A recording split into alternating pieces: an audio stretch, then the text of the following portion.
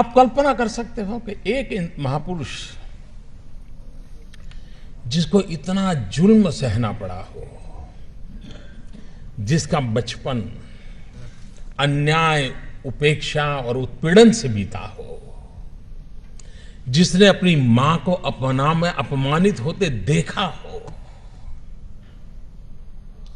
मुझे बताइए ऐसे व्यक्ति को मौका मिल जाए तो हिसाब चुकता करेगा कि नहीं करेगा?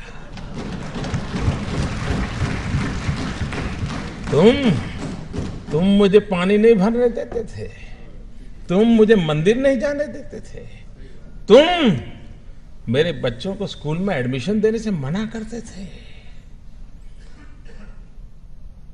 मनुष्य का जो लेवल है ना, वहां ये बहुत स्वाभाविक है, लेकिन जो मानव से कुछ ऊपर है वो बाबा साहब आंबेडकर थे कि जब उनके हाथ में कलम थी, कोई भी निर्णय करने की ताकत थी, लेकिन आप पूरा संविधान देख लीजिए, पूरी संविधान सभा की डिबेट देख लीजिए, बाबा साहब आंबेडकर की बातों में, वाणी में, शब्द में कहीं कटुता नजर नहीं आती है, कहीं बदले का भाव नजर नहीं आता है। उनका भाव यही रहा।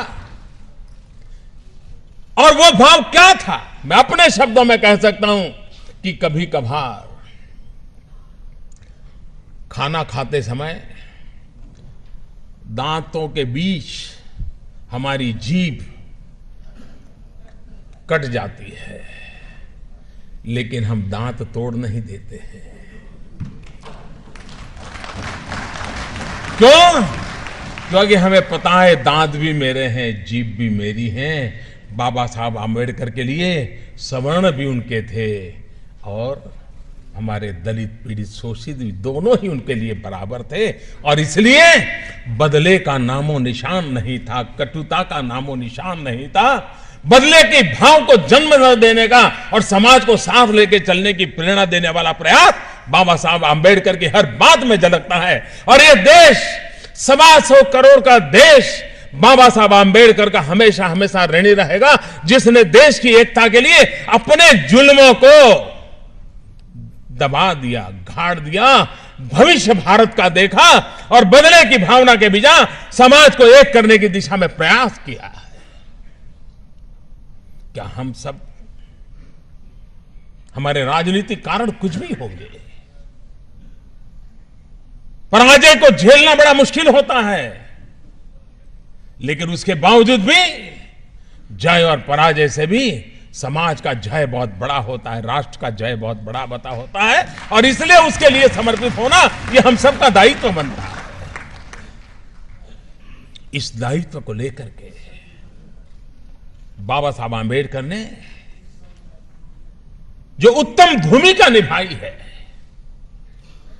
राजनीतिक कारणों से इस महापुरुष के योगदान को अगर सही रूप में उनके जीवन काल से लेकर के अब तक अगर हमने प्रस्तुत किया होता तो आज भी समाज में कहीं कहीं तनाव नजर आता है, कभी कभी टकराव नजर आता है, कभी कभी खरोच हो जाती है।